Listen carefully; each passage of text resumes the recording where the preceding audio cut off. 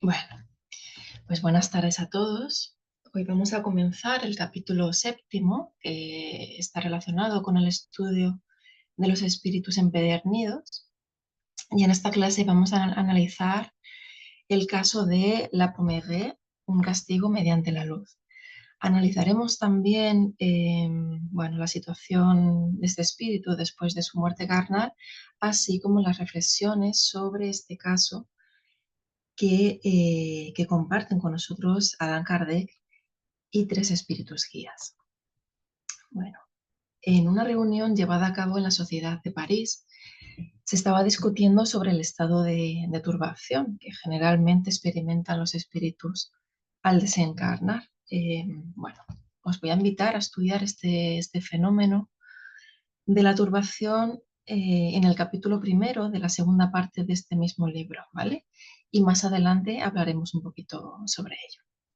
Bueno, y de forma espontánea, eh, sin que nadie lo hubiera evocado, pues se manifestó un espíritu que no mencionó su nombre, pero descubrieron que se trataba de una persona criminal que acababa de ser condenada. Y comunicó el mensaje que vamos a ver a continuación. Recordemos, ¿vale?, que está clasificado como espíritu empedernido. Dice lo siguiente: ¿qué es eso que entendéis por turbación? ¿Para qué esas palabras sin sentido? Vosotros sois soñadores y utopistas. Ignoráis por completo el asunto del cual os ocupáis. No, señores, la turbación no existe, a no ser en vuestros cerebros. Yo estoy absolutamente muerto, tan muerto como es posible, y me veo claramente a mí mismo. Veo alrededor mío, por todas partes. La vida es una lúgubre comedia. Son insensatos aquellos que se retiran del escenario antes de que caiga el telón. La muerte es un terror, un castigo, un deseo, según la debilidad o la fortaleza de los que la temen, la afrontan o la imploran. Para todos es una amarga irrisión. Y fijaos en lo que dice a continuación. La luz me ofusca y penetra como una flecha aguda en la sutileza de mi ser. Me han castigado con las tinieblas de la cárcel y han supuesto que me castigaban además con las tinieblas de la tumba o con aquellas que las supersticiones católicas imaginan. Pues bien, sois vosotros, señores, los que padecéis la oscuridad, mientras que yo, un degradado social, me coloco en un nivel superior al vuestro. Quiero ser lo que soy, fuerte por el pensamiento, desdeñando los consejos que zumban en mis oídos. Veo claro, un crimen no es más que una palabra. El crimen existe en todas partes. Cuando lo cometen las masas es motivo de glorificación, pero si se lo practica en forma individual es una vergüenza. ¡Qué absurdo! No pretendo que me lamenten, no os pido cosa alguna. Me basto a mí mismo y habré de luchar contra esa luz detestable. Y firma con la frase: aquel que ayer era un hombre. Bueno, eh, este es este es el mensaje que este espíritu les transmitió y que vamos a pasar a analizarlo. Pero fijaos cómo la Pommerie estaba indignado porque él tenía en mente la imagen de ciertos crímenes, ¿no?, que se cometen en el mundo de forma, digamos, legal, ¿no? No sé, por ejemplo, cuando se declara la guerra a otro país, ¿no? Y durante todo ese tiempo son masacradas pues miles de personas, ¿no? Y los causantes de esas muertes pues son considerados por algunas personas como héroes, ¿no? Bueno, es un tema complejo en realidad porque entran en juego muchos factores. Se podría reflexionar aquí sobre quién tiene una mayor responsabilidad, ¿no? Aquellos que cometen esos crímenes o el que da la orden, cuál es el fin, etcétera. Y bueno, en cambio, este espíritu fue condenado por cometerlo él mismo, supuestamente por su propia voluntad, ¿no? Y se sintió señalado y avergonzado por la sociedad. Bueno, os comento esto porque eh, creo que siempre debemos de ponernos en el lugar del otro, ¿no? Para intentar eh, ver su punto de vista y saber cómo se puede estar sintiendo. Pero claro, aquí estamos hablando de un crimen. y no es aceptable, ¿no? Ni cuando lo cometen muchas personas, ni cuando lo comete una sola. Bueno, siempre me gusta traer a colación alguna pregunta del libro de los espíritus de Allan Kardec, porque responde a muchísimas cuestiones de la vida. Y con respecto al tema de las guerras, Kardec pregunta, ¿cuál es la causa que lleva al hombre a la guerra? Y le dicen los espíritus superiores, predominio de la naturaleza animal sobre la naturaleza espiritual y satisfacción de las pasiones. En el estado de barbarie, los pueblos solo conocen el derecho del más fuerte. Por esa razón, la guerra es para ellos un estado normal. En cambio, a medida que el hombre progresa, la guerra se vuelve menos frecuente porque él evita las causas que la provocan. Y en ese caso de que la guerra sea necesaria, sabe humanizarla. Bueno, es importante saber que conforme menos evolucionados estamos, más nos dejamos llevar por las bajas pasiones. Y, por decirlo de alguna manera, vivimos más alejados de la justicia, ¿no? En cambio, bueno, conforme el ser humano vaya progresando, pues es cierto que veremos que todavía las guerras no han dejado de existir, pero se intentará humanizarla cada vez más. Y aquí la pregunta clave, ¿el asesinato es un crimen ante Dios?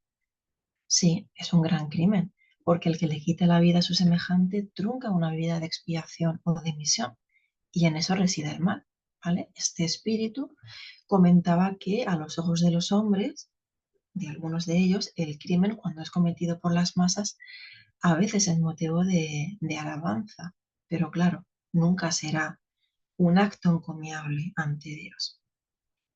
Pregunta 749. ¿El hombre es culpable de los asesinatos que comete durante la guerra? No, cuando está obligado a ello por la fuerza. Pero eso no quita que sea culpable de las crueldades que comete. En cambio, su compasión le será tomada en cuenta. Bueno, lo repetimos mucho durante las clases. Un mismo acto negativo cometido por varias personas no implican la misma responsabilidad, ¿vale? Hay que tener en cuenta varios factores, como por ejemplo si pudo ser o no evitado, si fue en defensa propia, si hubo coacción, etcétera. Y por supuesto, todo alivio que se proporcione a los demás será considerado, será valorado. Vamos entonces al análisis de esta comunicación que tuvo lugar en la reunión siguiente. Ya estudiamos que cada caso es diferente. Unos espíritus, cuando pasan al plano espiritual, se encuentran en tinieblas. Otros ven a aquellas personas a las que perjudicó, otros permanecen un tiempo aislados, otros padecen la angustia que sintieron en sus últimos momentos que precedieron a la muerte del cuerpo físico, e incluso algunos de ellos pues creen estar aún vivos o, bueno, mejor dicho, creen estar aún encarnados. Pero también puede ocurrir, como es en el caso de este espíritu, que se disponga de plenas facultades y se pueda ver la luz, ¿vale? No solamente la luz espiritual ambiental, sino también la luz que emana de los espíritus superiores a uno.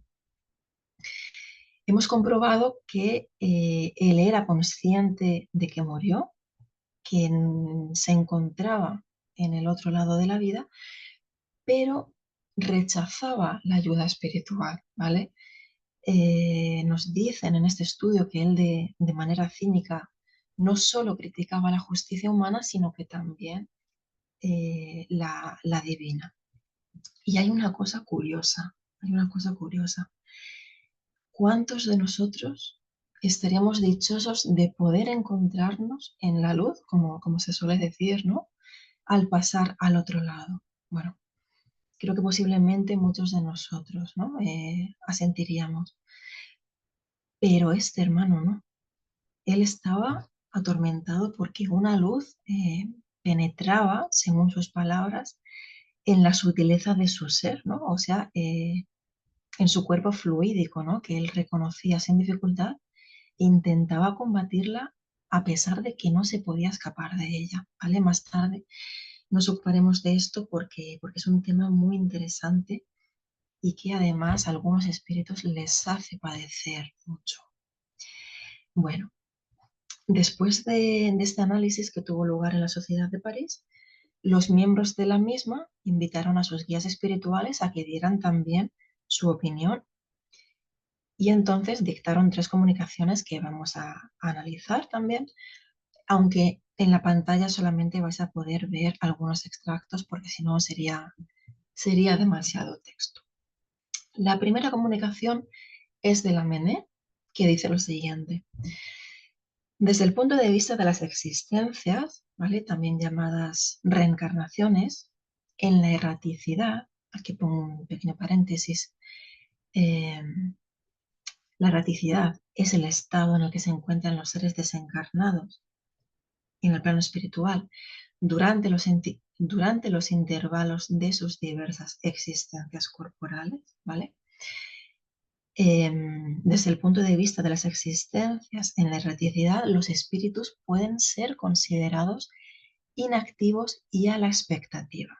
No obstante, aún así pueden expiar, ¿vale? Siempre que su orgullo y su marcada obstinación en el error no los retenga en el camino de su ascensión progresiva. Habéis tenido al respecto un ejemplo terrible en la última comunicación de ese criminal despiadado que lucha contra la justicia divina que llega a él después de la de los hombres. En ese caso, la expiación, fijaos aquí lo que dice Lamennais, la expiación, o mejor dicho, el sufrimiento fatal, ¿vale? Que los oprime, en vez de serles provechoso e inculcarles la profunda significación de sus aflicciones, exacerba su rebeldía y da origen a las quejas que las escrituras, con su poético lenguaje, denominan rechinar de dientes. Imagen por excelencia, se trata de la señal del sufridor abatido, pero falto de sumisión, perdido a causa de su propio dolor, y cuya rebeldía es aún de tal intensidad que se resiste a aceptar la verdad del castigo y de la recompensa. O sea, dicho con un lenguaje un poquito más actual, según mi punto de vista, se trata de un ser rebelde, insumiso, que puede que sea consciente de las faltas que ha cometido, pero que no quiere hacer nada al respecto, ¿vale? Y esto causa pues, un sufrimiento importante al espíritu, ¿vale? Que la Lamennais llama expiación. Bueno, lo primero de todo consiste, ya lo sabemos, en tomar conciencia del daño que se ha hecho, pero después pues tenemos que proceder a la reparación, que no quiere decir que se pueda volver atrás y borrar lo ocurrido, ¿no? Sino que a partir del momento presente, después de tomarnos todo el tiempo necesario, de reflexionar, pues se debe de tomar unas determinadas resoluciones en vista a las próximas reencarnaciones para pasar por una serie de pruebas, ¿no? Y aprender de los errores, que es el fin último. Bueno, el fin último de todo es llegar a ese estado de evolución máxima, ¿no? ¿Qué pruebas, por ejemplo? ¿Por qué pruebas podemos pasar, ¿no? En las próximas reencarnaciones. Bueno, por ejemplo, podemos servir, ¿no? O hacer buenas obras a aquellos a los que hemos maltratado, o quizá tenemos que ponernos en el lugar del otro de alguna manera para saber cómo siente el otro, cómo es vivir con unas circunstancias en concreto, ¿no? Quizás si eh, en otras existencias pasadas no supimos empatizar con los demás, ¿no? No sé, se me ocurre. Y continúa diciendo Lamennais que los grandes errores casi siempre continúan en el mundo de los espíritus, como así también las grandes conciencias criminales. Nosotros sabemos que esto es así, porque lo hemos estudiado continuamente. Somos los mismos estando encarnados que después de la desencarnación. Pasamos al plano espiritual con la misma individualidad, con las mismas virtudes y las mismas imperfecciones con las que desencarnamos, ¿vale? La muerte no nos hace mejores. Pero dice este guía espiritual que insistir en esa actitud a pesar de todo y desafiar a lo infinito puede compararse a la ceguera de ese hombre que contempla las estrellas y las confunde con arabescos en un techo, tal como lo creían los galos en los tiempos de Alejandro. Dice, el infinito moral existe. Miserable y mezquino es aquel que con el pretexto de proseguir las luchas y las fanfarronadas abyectas de la tierra, no ve en el otro mundo más allá de lo que veía en este. A él pertenecen la ceguera, el desprecio a los demás, el egoísta sentimiento de la personalidad y la obstrucción del progreso. Oh hombres, es muy cierto que exista una concordancia secreta entre la inmortalidad de un nombre puro que quedó en la tierra y la inmortalidad que en efecto conservan los espíritus a través de sus pruebas sucesivas. Bueno, con respecto a ese rechinar de dientes que comentaba este guía, el llanto y el crujir de dientes son términos que aparecen en la Biblia y están relacionados con el juicio divino y el rechazo a Dios. Es una expresión que describe un momento de dolor y de sufrimiento muy profundos y el arrepentimiento de aquellas personas que al enfrentarse con el juicio divino pues sienten remordimiento por sus acciones y su falta de fe. Y por otro lado, los estudiosos de la doctrina espírita pues tenemos un libro muy valioso que es El Evangelio según el Espiritismo, también de Allan Kardec, que a propósito del apartado no todos los que dicen Señor, Señor entrarán en el reino de los cielos, los espíritus superiores nos comentan lo siguiente. Dicen, apartaos de mí, vosotros cuyos corazones destilan el odio y la hiel, vosotros que derramáis la sangre de vuestros hermanos en mi nombre, que hacéis correr las lágrimas en vez de enjugarlas. Para vosotros habrá llanto y crujir de dientes. Esto lo decía Jesús, ¿no? Porque el reino de Dios es para los que son mansos, humildes y caritativos. No esperéis torcer la justicia del Señor con la multiplicidad de vuestras palabras y de vuestras genuflexiones. Bueno, aquí se refiere a los fariseos, a las personas que se imponen a otras, aunque realmente careciendo de esa autoridad moral necesaria, ¿no? Y que en el caso de que se encontraran frente o que nos encontráramos frente a Dios, pues uno se sentiría avergonzado, ¿no? Y se refiere también a las personas que dicen ser creyentes y buenas, pero en realidad solamente es de puertas hacia afuera, ¿no? Porque en realidad el corazón dice todo lo contrario. Y dice más, el único camino que está abierto a vosotros para encontrar gracias ante Él es el de la práctica sincera de la ley de amor y caridad. Bueno, creo que es muy importante el estudio de este libro para ayudarnos a descubrir en uno mismo pues todas esas incoherencias de las que todavía no somos conscientes y en el caso de que sí lo seamos, pues nos ayuda a trabajar en nuestro perfeccionamiento, ¿no? Nos ayuda a ser progresivamente más justos con nosotros y con los demás también y nos anima a ser más afables y amorosos con todo el mundo. Bueno, yo creo que eh, sobre todo nos ayuda a comprender mejor la naturaleza humana y a ser más comprensivos, porque, bueno, más que nada mirando para mis adentros, ¿no? Creo que no pocas veces caemos en el error. De hecho, bueno, al menos desde que me encuentro en este centro espírita nunca hemos dejado de estudiar este gran libro con la importancia por las enseñanzas más tan importantes que de él se sacan. Bueno, tenemos a continuación la comunicación, bueno, una comunicación impresionante del guía Erasto, que dice lo siguiente. Precipitar a un hombre en las tinieblas o en ondas de luz no produce el mismo resultado.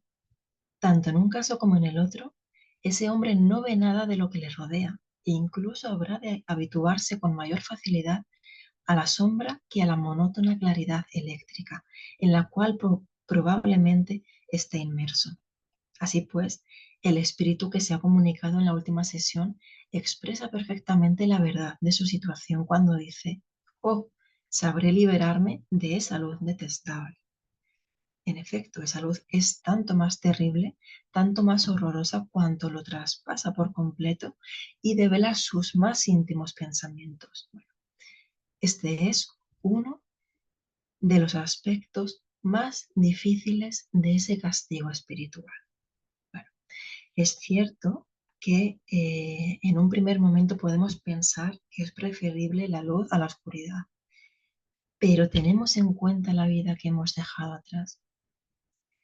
Somos conscientes de los pensamientos y del alimento que albergamos en nuestro corazón, como estudiamos creo que fue hace dos semanas, ¿no? En la penúltima clase del Evangelio según el Espiritismo, de qué calidad son nuestros frutos, porque si son malos, esa luz va a revelar en nosotros mismos todo aquello que albergamos, ¿no?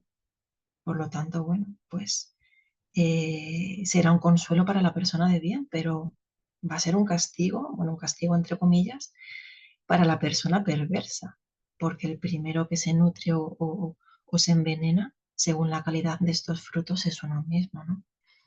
Yo me acuerdo de las palabras de nuestra querida Rosa cuando comentaba al respecto de, bueno, pues de todas esas personas que están causando graves padecimientos a otros, ¿no? Y que no son conscientes que cómo no se iba a compadecer de ellos, ¿no?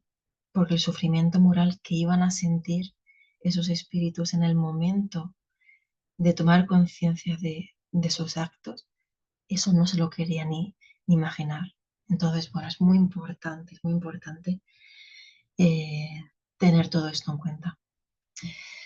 Y nos sigue diciendo Erasto, dice, hijos míos, ¿comprendéis el sufrimiento que el terror de aquel que durante una siniestra existencia se complacía en calcular, en maquinar los más hediondos delitos en lo profundo de su ser, donde se refugiaba como una bestia en su guarida, mientras que hoy, expulsado de ese cubil íntimo, no puede eludir la mirada y la investigación de sus contemporáneos? Luego de que le fue arrancada su máscara de impasibilidad, todos sus pensamientos se reflejan sucesivamente en su rostro. Aquí nos habla este espíritu de la casa de vidrio que solicitaba Sócrates, ¿no?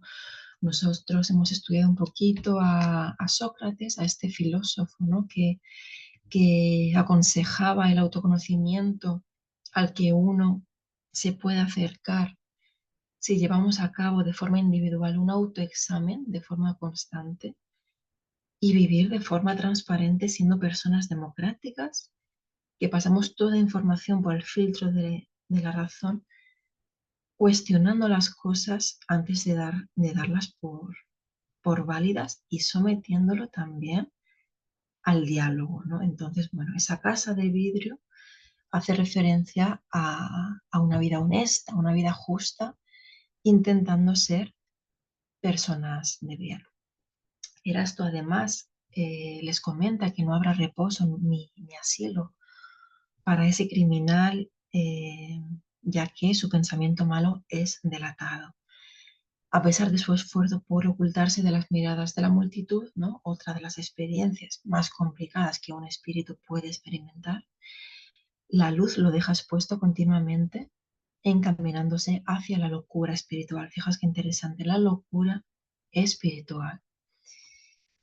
Erasto dice más, dice, más allá de la tierra, el culpable busca por sí mismo el más inexorable de los castigos.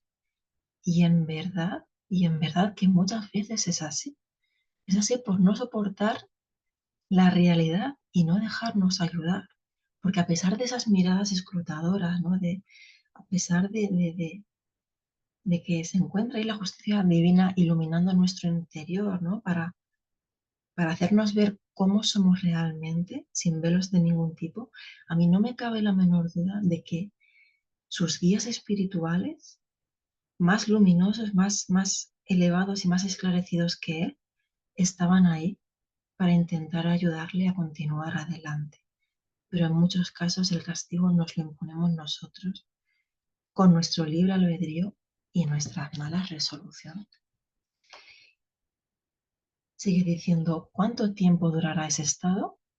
Hasta el momento en que su voluntad, por fin vencida, se doblegue forzada por el remordimiento y su frente altiva se humille ante sus víctimas apaciguadas y ante los espíritus de justicia. Observad entonces la lógica profunda de las leyes inmutables. De ese modo, el espíritu cumplirá lo que había escrito en aquella altiva comunicación, tan clara, tan lúcida y tan lamentablemente egoísta. Comunicación que él os dio el viernes último, redactada mediante un acto de su propia voluntad. Bueno, eh, es que me ha parecido una magnífica opinión, una comunicación súper esclarecedora. Me ha encantado. Y vamos con la última comunicación correspondiente al guía John Reynaud. Se me ha olvidado cómo se pronuncia. Jean Reynaud. Bueno, que bueno, también es una comunicación maravillosa. Bueno, este espíritu nos dice que la justicia humana no repara en la individualidad de los seres que castiga. Mide el crimen por el crimen en sí, de modo que hiere indiscriminadamente a los infractores. Y por otro lado, pues tenemos la justicia divina, ¿vale?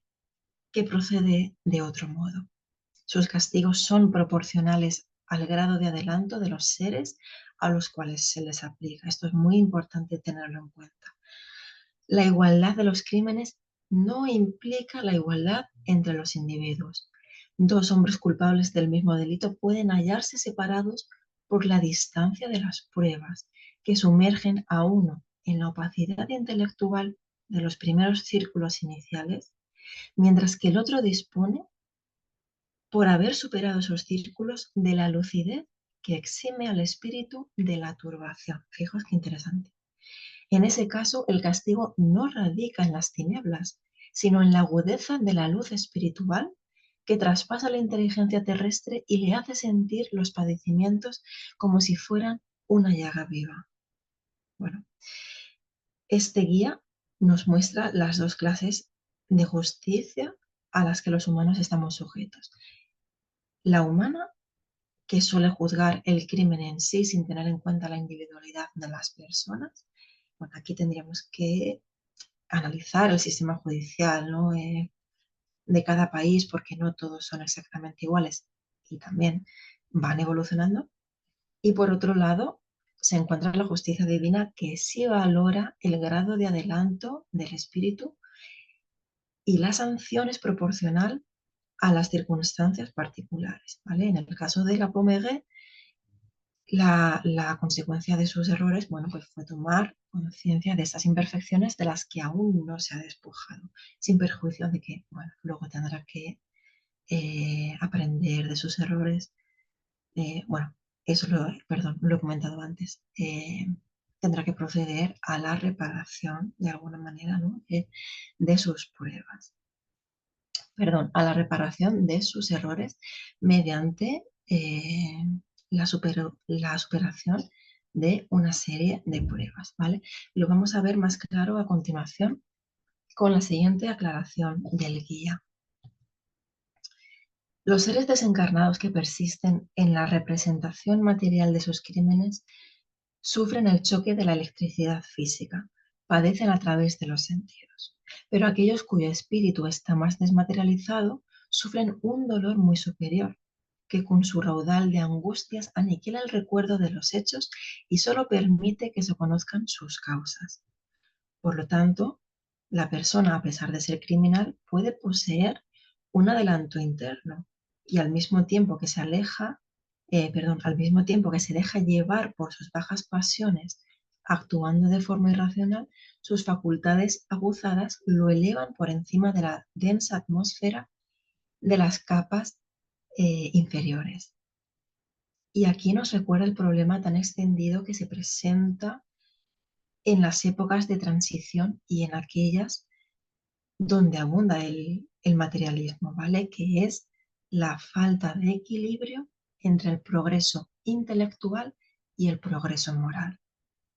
Por lo tanto, la luz que tortura al espíritu es ese rayo espiritual que actúa revelando las sombras, las imperfecciones, como es el orgullo, el egoísmo, ¿no? Así como todo aquello carente de valor, todo aquello insustancial. Y he aquí las primeras manifestaciones de esa agonía espiritual, ¿no? Dando paso de forma muy paulatina, claro, a la unidad del ser completo, donde el progreso intelectual y el progreso moral van a acabar por nivelarse, ¿vale? Acabarán nivelándose. El propio Kardec, de hecho, meditó sobre esto y formuló a los espíritus superiores la siguiente pregunta. ¿A qué se debe que hombres muy inteligentes, lo que denota en ellos un espíritu superior, a veces sean también profundamente viciosos? Sucede que el espíritu encarnado no es suficientemente puro. El hombre cede a la influencia de otros espíritus más imperfectos. El espíritu progresa mediante una marcha ascendente imperceptible, pero el progreso no se lleva a cabo de manera simultánea en todos los aspectos. En un periodo puede avanzar en ciencia, en otro en moralidad. Bueno, esto es comprensible.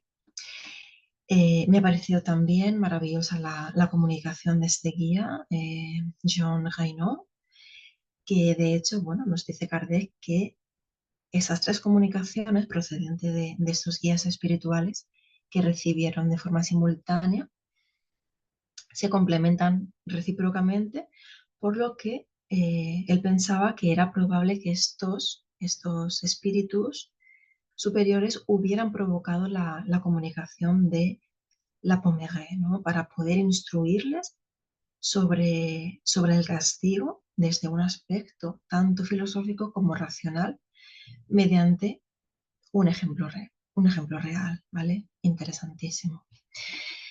Bueno, y además quiso Kardec hacer un paralelo de este caso con la perspectiva que describió un predicador de Montreuil-sur-Mer sobre el infierno, ¿vale? Durante la cuaresma del año 1864 y que podemos encontrar en la revista Espírita también de ese año 1864 en el mes de julio.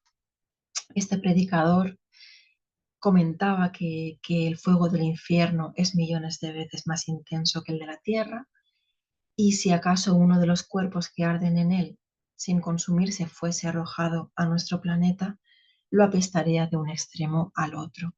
También comenta que el infierno es una extensa y sombría caverna, erizada de agudos clavos, de láminas de espadas aceradas, eh, de láminas de navajas afiladísimas, sobre las cuales son arrojadas las almas de los condenados. Bueno, este es el panorama que nos describe este señor. Yo sinceramente ignoro de dónde ha recabado esta información, pero a mí no me convence en absoluto, ¿vale?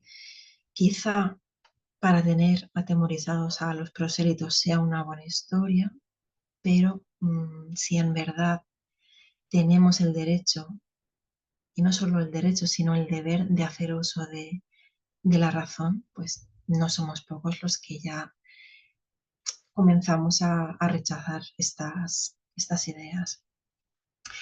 Y bueno, para terminar el estudio de hoy, de verdad me llena de alegría compartir con vosotros que este espíritu, la Pommerie, pues ya se encuentra dentro de la categoría de espíritus arrepentidos, ¿vale? No olvidemos que comenzó siendo clasificado, ¿no? como un espíritu empedernido, porque se mantuvo durante un largo tiempo, un largo periodo de tiempo, sin mostrar el más mínimo arrepentimiento, pero poco a poco ha ido reconociendo su error y se ha ido corrigiendo hasta que un tiempo después, pues, comenzó a ofrecer comunicaciones ya sensatas e instructivas. Al final, Detrás de estos estudios se encuentran personas reales que vinieron a relatarnos, ¿no? Algunos de ellos con mucho esfuerzo, su situación de vida, algunas muy duras, y uno no puede hacer otra cosa que sentir compasión y respetos por estos hermanos que al final se quedan dentro de nuestro corazón. Creo que ellos estarán contentos de haber contribuido a nuestra instrucción y servir de ejemplo para mostrarnos cómo debemos actuar y qué actitudes debemos evitar si no queremos pasar por lo que ellos pasaron, ¿no? Por último, voy a compartir con vosotros un pequeño extracto de un mensaje que nos deja nuestra querida Joana de Angelis, que encontramos en el libro Actitudes Renovadas, psicografiado por Divaldo Franco, ¿vale? En el capítulo 13, titulado Fragilidad emocional, lo puedes encontrar. Y dice así: si la tuya es la verdadera fe, aquella que remueve obstáculos, las ocurrencias desagradables no son perniciosas, mas sirven para hacerte creer, para hacerte crecer, para que consistes, madre, para que conquistes más espacio espiritual y enriquecimiento interior.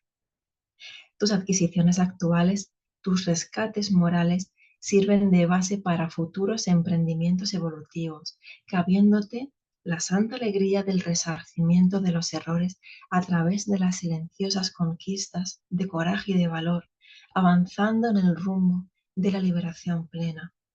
Todo aquel que pone su confianza y tranquilidad en los valores terrenos sufre incertezas, inquietaciones, los efectos de las mudanzas inevitables en la economía, en las relaciones sociales, en las amistades, casi siempre de corta duración. Cuando se pone la confianza en el Señor de la vida, a Él entregándose en régimen de totalidad, sin cualquier duda, jamás faltan los recursos indispensables a la felicidad, al proseguimiento de la jornada, a la continuidad de las aspiraciones. Vigila pues las nacientes del corazón cuando te ocurran sorpresas dolorosas, incertezas no pensadas, prosiguiendo con alegría en el irrestricto culto de los deberes, porque estás bajo el comando de Jesús que nunca nos abandona. Sal, por tanto, de la ventana de la tristeza, deja de contemplar los paisajes de la depresión y abre espacio interior para la entrada del sol de la alegría, a fin de que seas calentado e iluminado, no titubeando más o sufriendo desnecesarias afecciones. El conocimiento del espiritismo liberta la conciencia de la culpa, el individuo de cualquier temor, facultándole una existencia risueña con esperanza y realizaciones edificantes por los actos. No ofrece apenas las perspectivas dichosas del porvenir, mas sobre todo ayuda a trabajar el momento que se vive, preparando aquel que vendrá. Bueno, con este mensaje tan importante, pues damos gracias a Joana por compartir con nosotros su gran sabiduría y desde aquí no podemos hacer otra cosa que mandar a estos espíritus que estamos estudiando pues nuestro agradecimiento y honrar su viaje espiritual. Bueno, hasta aquí la clase de hoy. Muchísimas gracias por la oportunidad de preparar la clase